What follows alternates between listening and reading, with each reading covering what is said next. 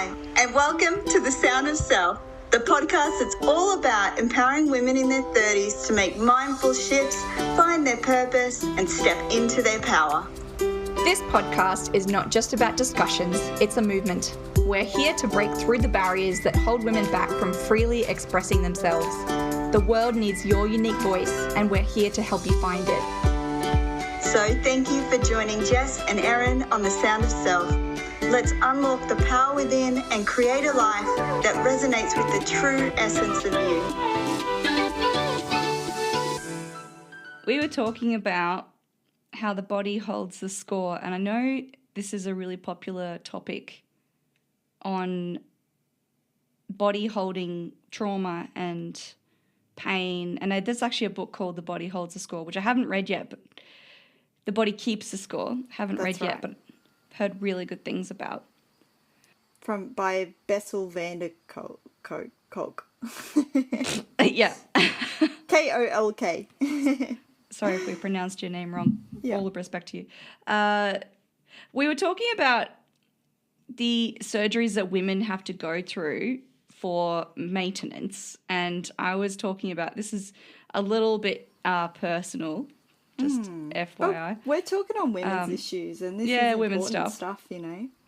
So we were talking about how our lady parts can hold trauma, and we were both very surprised at our emotional reaction to having a pap smear. I had a IUD insertion surgery once. It was very traumatic.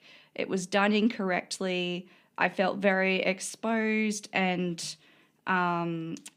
embarrassed at the time. And when I was doing it, my body was tensing up and clenching, and it was very painful for that reason.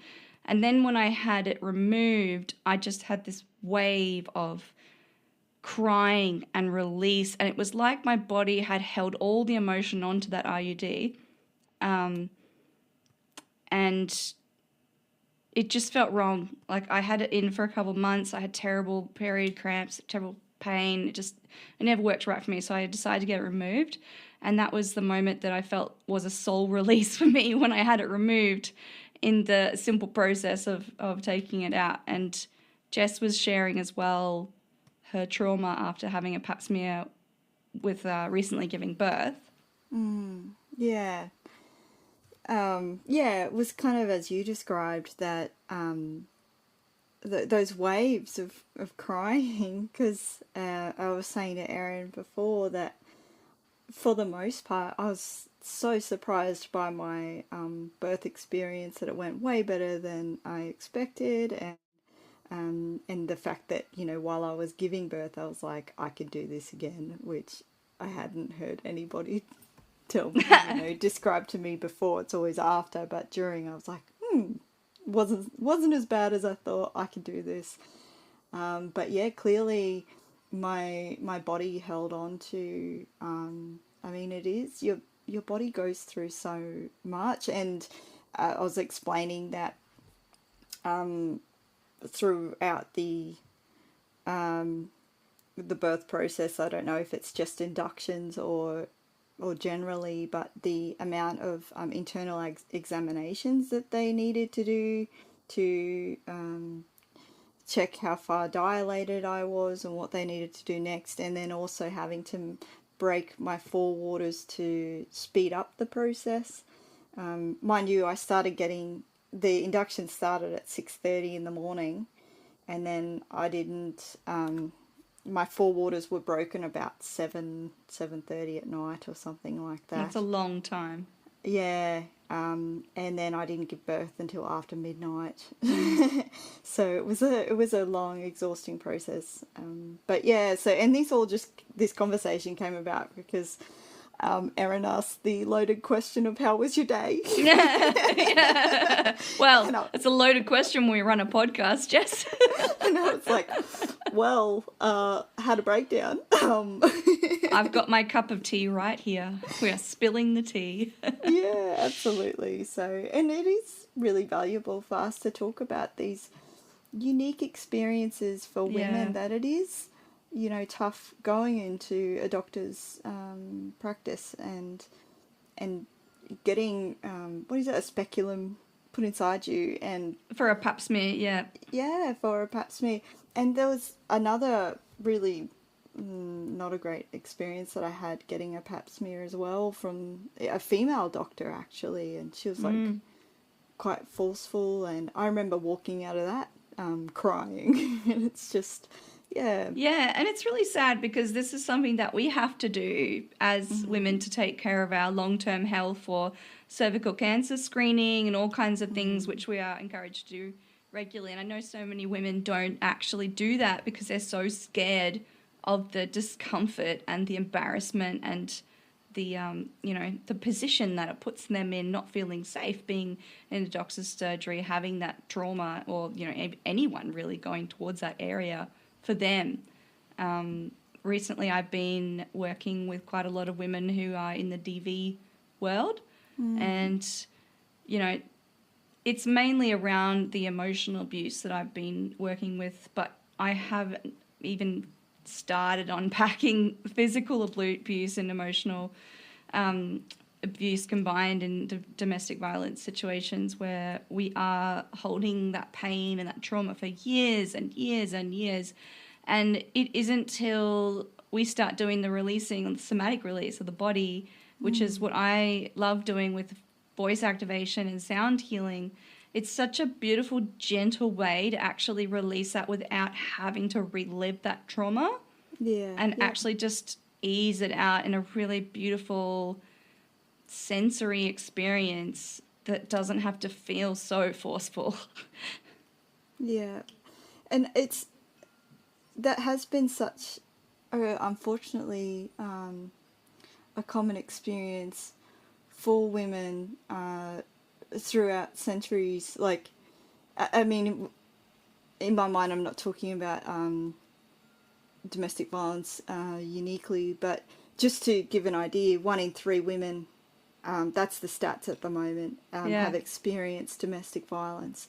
So if you're in a room with 5 women, like, it's just so common. And I myself have experienced both physical and emotional, and I was really passionate about it. I am still really passionate about it, about talking about it. But it just, even for you to mention, like, the forcefulness of it, for such a long time, it's been kind of expected of us to be so passive, and it's been there's so much that we have been at the receiving end of, non-consensually, like, not... there's a lot of force that has happened for a long time, and there's a lot of trauma that we carry that's not just ours. It's even scientifically proven that we carry intergenerational trauma through our DNA.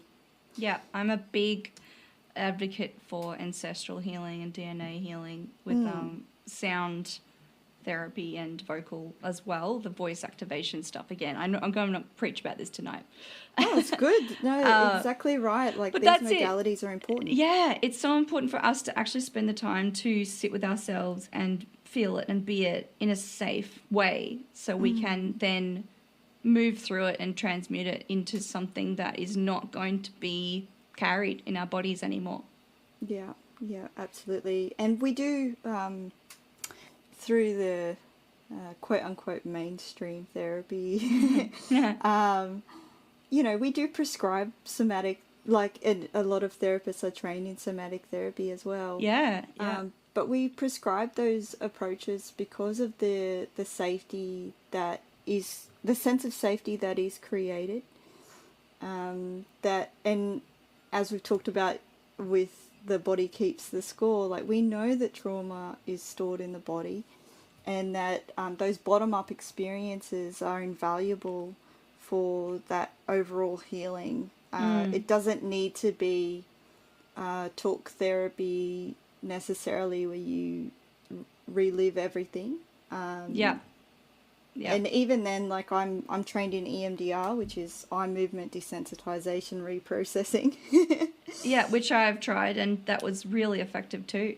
Yeah, awesome. And so that does use the body, as you're using your eyes, you're using it bilateral stimulation, so both sides of the body. You don't, even in that, you don't need to talk about the experience that you've had. You can just give it a name and acknowledge it and go from there. But yeah, body, again, that's been such a Have you actually read the book, Jess? I've read the majority of it. I haven't finished it. Okay, so at least you've actually read the book, because I haven't read it. Yeah. It is pretty heavy, like with terms, and particularly because I work in trauma and all that, sometimes it's like, oh, do I want to kind of delve into more of that when I'm at home? But it's so powerful and interesting. And that is such a theme also for coaches and counselors and therapists who may be listening, is to really take the time to do your own somatic releases and your own work on your body when you are working around people who are needing your support constantly in a work environment that you're always having to regulate others' emotions. It's really important for you to actually check in with your own body, because we do tend to take on others' feelings and emotions and experiences when we are in an environment that is constantly around I literally that. feel it in my shoulders, like and it's like a literal kind of weight on my shoulders at times, and then I feel it in my chest. Yeah, when I have particularly hard clients, I will get a really sharp pain in my chest, and it will be my body signaling this person really needs some energetic work right now. And then I'll check in with them and go, hey, what is this? I'm feeling this right now. What do you need? And then it's almost, as soon as we talk about it and become aware of it, it almost goes away. It's even just having the awareness piece is strong enough. Yeah, exactly. That's a big part of the work as well, because we're so in our heads. My mind's going into so many different places, but in terms of masculine and feminine, it's very much in terms of it's like a masculine approach to prioritize mind over body, to value the mental, and it's not to say that there's any like negativity around masculine at all. Everything has its place, right, and balance. But in a patriarchal society, we have tended to favour mental things over feeling and heartfelt. We'll overanalyze things or be like, again, it's that talk therapy, for example, favouring the talk therapy, which is a cognitive approach, over body stuff, which is a lot more kind of feminine, in that feminine energy. The amount of times I've worked with clients, especially in singing and voice activation, where I've had to say to them, get out of your head, get into your body. What is your body telling you? What does your body want to sing? Because that's where the notes are coming. That's where the sound is coming from. It's not coming from your head. Yeah. Right? And they're like, oh, but I've got to do this and this and this, and have all these beliefs around, like, no, have a breath. Get out of your head. Your throat connects your head to your heart. So you need both, right, to function. For some people, to step into their body is terrifying because they don't feel safe in their body. Yep. Exactly. That's where all the emotions are that are really painful and uncomfortable. So, I think taking those more gentle approaches towards getting into the body. And it doesn't have to be the whole meal. It can be little crumbs each time, even just taking a minute each day to just feel into your body and enjoy the senses in your body. And then maybe take it to 10 minutes. What were you going to say? It could start with, like, noticing your toes. What's a safe part of your body? Like, maybe feeling into your chest is too scary. Maybe it's just, can you notice, the feeling of the socks on your toes and your feet on the ground, like picking safe parts and going from there as well. Yeah, or feel the sun on your skin today. Exactly. That's something I did yesterday to really just enjoy grounding myself after having a very questionable risotto. I was like, this will be okay to eat. 20 minutes later, nope, Ooh, definitely not. So I was just lying in the sun, letting my skin feel the sun to actually recalibrate after my body had been very nauseous. Oh, God, that's so funny. But terrible, but funny. Yeah. For those who are good at cooking, please give me tips on how to cook and store rice. Thank you. Oh, yes. Yes. My goodness. It won't be from me. I'm a terrible cook. Yes, Jess's husband makes her lots of beautiful meals.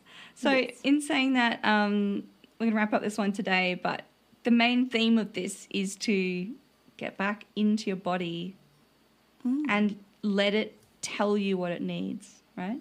Yeah, lean into it. Notice where you're feeling those uncomfortable things that come up and just getting curious about it and working with the body with kindness and compassion and love and nurturing. Perfect. And as always, help is near. If you do need to reach out to any of those mental health services, we always have that at the bottom of each episode. Thank you for tuning in to The Sound of Self. We hope today's episode inspired you with new insights and reflections. If you enjoyed our conversation or found it helpful, consider sharing it with a friend or leaving us a review. Help us reach more people like you on their self-discovery journey.